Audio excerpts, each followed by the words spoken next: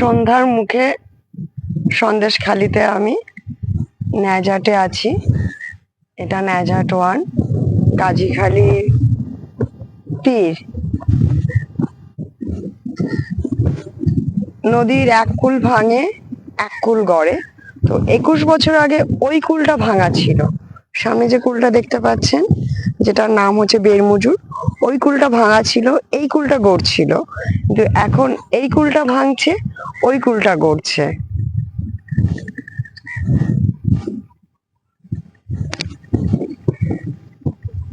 আসলে মনটা খুব খারাপ হয়ে গেছে আমার। আমি একটুক্ষণ আগে 30 মিনিট ধরে ভিডিও শুট করেছি, কোনো কারণবশত সাউন্ডটাই রেকর্ড হয়নি। আবার এখন লাইটটা প্রায় চলে গেছে, কিছু করার নেই, তাও একবার চেষ্টা করছি। এখনো ভিউটা বেশ ভালো লাগছে। তো এই যে সন্দেশখালি, এই সন্দেশখালির নামটা কেন খালি আছে, সন্দেশখালি, সজনেখালি, ধামাখালি, সুন্দরখালি, আর এই যে এটা একটা দ্বীপ কিন্তু সন্দেশখালি, এটা হচ্ছে বিদ্যাধরী নদীতে একটা দ্বীপ। যেহেতু অনেকটা দূরে, জুম করে ঠিক ব্যাপারটা অতটা স্পষ্ট হচ্ছে না, তো এটা কিন্তু একটা দ্বীপ। এটা 21 বছর আগে অনেকটা বড় একটা দ্বীপ ছিল। এটা ভাঙনের কারণে এবং বন্যার কারণে এটা এখন ভেঙে অনেকটা কম হয়ে গেছে, ছোট হয়ে গেছে। তো এখন এই দ্বীপে যাওয়া যায়, আপনারা যদি আসতে চান তো সন্দেশখালি ন্যাজাটে এলে পরে গাজীখালির এই নদীর এখান থেকে বোট ভাড়া করে আপনারা ওই দ্বীপে যেতে পারবেন। তো খালি নামটা কেন আছে, সুন্দরবন এলাকাটা যেহেতু নদী প্রবণ এলাকা, এখানে নদী আছে, তো সেই নদী থেকে কেটে কেটে খাল নেওয়া হয়েছে বিভিন্ন এলাকায় ভেরি করার জন্য। জলকর, যা আমার পিছনেই দেখতে পাচ্ছেন যে জলকর আছে, তো এইভাবেই জলকরগুলো তৈরি করা হচ্ছে মাছ চাষের কারণে। আর এই এলাকাটা শুধুমাত্র মাছ চাষের জন্যই বিখ্যাত। এখানে বিভিন্ন রকমের সামুদ্রিক মাছ পাওয়া যায়। সেই কারণে এই জায়গার নামগুলোর সাথে খালি নামটা যুক্ত আছে। সন্দেশ খালি, সুন্দরখালি, ধামাখালি। খালি কথাটা হয়তো বর্ণ বিপর্যয় বা বর্ণ সৌন্দর্যের কারণেই খালি হয়ে গেছে, খালের কারণেই এটা খালি, এটা জানা গেছে, এটা আমি জানলাম। আর সেই কারণে আপনাদেরকেও জানালাম, কারণ আমাকে রিসেন্টলি অনেকে জিজ্ঞাসা করে, ভাই সন্দেশ খালি কেন, ধামাখালি কেন, মানে এখানে খালি কেন, এখানে সবকিছু খালি শেষ? আমি বলছি না না ভাই, খালি না। তো ব্যাপারটা আমি একটু চেষ্টা করলাম জানার। তো আমি সবার কাছ থেকে জেনে যে তথ্যটা পেলাম সেটা হলো গিয়ে, খালি কথাটা শুধুমাত্র খালির কারণেই এসছে। এই যে আমার বর এখানে বসে আছে।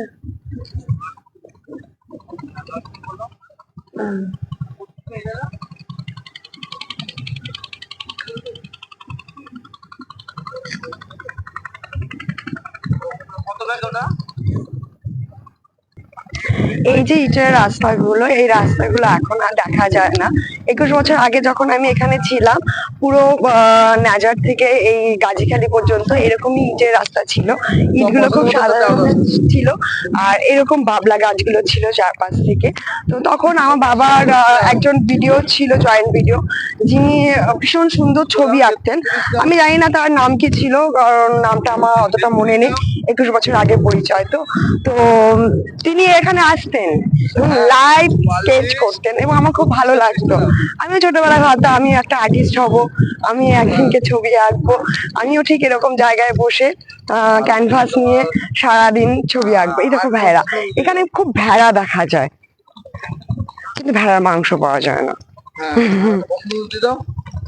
এখানকার মানুষগুলো ভেড়া মাংস খায় না, যেগুলো ভেড়াগুলোকে বাইরে পাঠিয়ে দেওয়া হয়, আর এদের পশমগুলো খুব সম্ভবত ব্যবহার করা হয় না, সেই কারণে এরকম অযত্ন আছে। এখন নিয়ে যাচ্ছি আপনাদেরকে আমি গাজীখালির জেটি ঘাটে, যেটা খুবই বিপজ্জনক ভাবে এখন আছে, কারণ এটা আপনার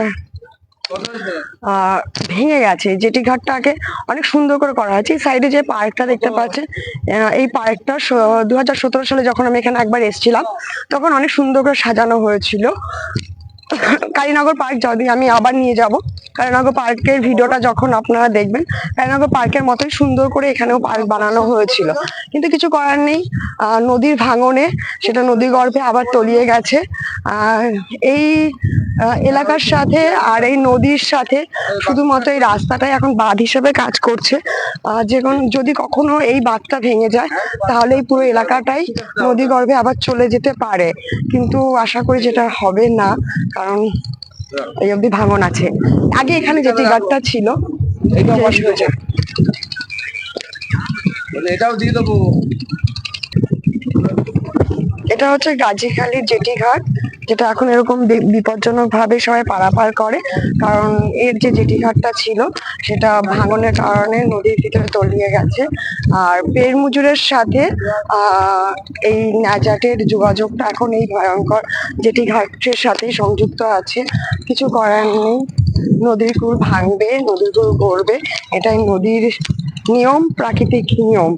আমি জানি না, আমি এখন যাচ্ছি একটা নতুন রাস্তায়, যে রাস্তায় আমি আগে কোনোদিনও যাইনি, আজকে প্রথম যাচ্ছি, বলতে পারছি না কোথায় যাব।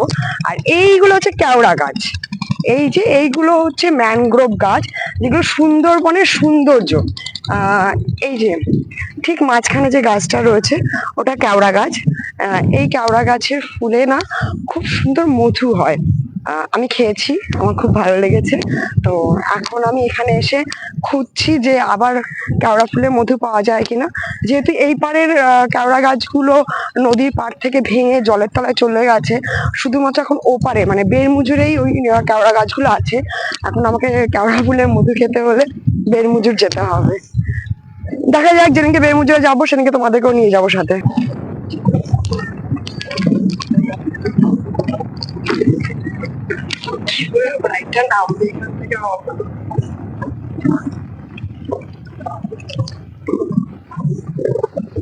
খাল থেকে জলগুলো এইভাবেই বের হয়, আবার এইভাবেই নদী থেকে খালে জল প্রবেশ করে।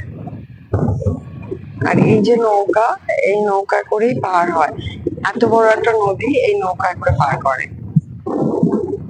কি করে সাহস হয় বাবু ওইটুকু জায়গা থেকে বাইকটা নিয়ে আসা।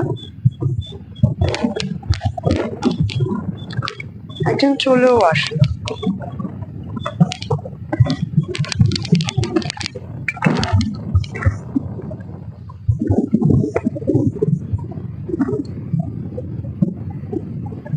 নৌকা পার হওয়া দেখছি, ও বলে যাচ্ছে চলো।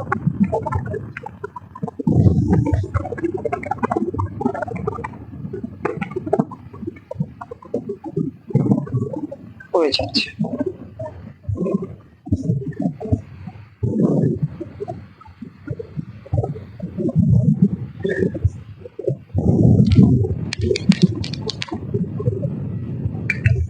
আমি কেওড়া ফুলের মধু কিছুতেই খেতে চাই না। এইভাবে আমাকে যদি কেওড়া ফুলের মধু খেতে যেতে হয়, থাক, আমার কেওড়া ফুলের মধু খাওয়া অসম্পূর্ণ, বড় জন্মে খাবো। কি ভয়ঙ্কর ভাবে নদী পারাপার করছে, এদের এখানকার মানুষগুলো না সাহস আছে। তো আজকের মিনি ব্লগ এখানে আমরা শেষ করছি। 6 মিনিটের মিনি ব্লগ, সরি 8 মিনিটের মিনি ব্লগ। আপনার পার্কটা তো নেই, এখানে পার্কটা ছিল, পার্কটা এখন আর নেই, পার্কটা ভেঙে নদীর তলায় চলে গেছে। মানে এখন মাছেরা সেই পার্কে ঘোরাফেরা করছে আর কি, মাছেদের পার্ক হয়ে গেছে। তো 8 মিনিটে, সরি 10 মিনিটেরই হয়ে যাবে শেষ করতে করতে। তো 10 মিনিটের মিনি ব্লগে আপনাদেরকে ওয়েলকাম জানাচ্ছি। যদি ভালো লাগে আবার জানাবেন। আর সন্দেশখালীর নাম কেন সন্দেশখালী সেটা জানা গেছে। আর আপনাদের যদি নিজেদের ভালো লাগে আমাকে এরকম ইনফরমেশনের জন্য আবার আমাকে জিজ্ঞাসা করতে পারেন। বাই।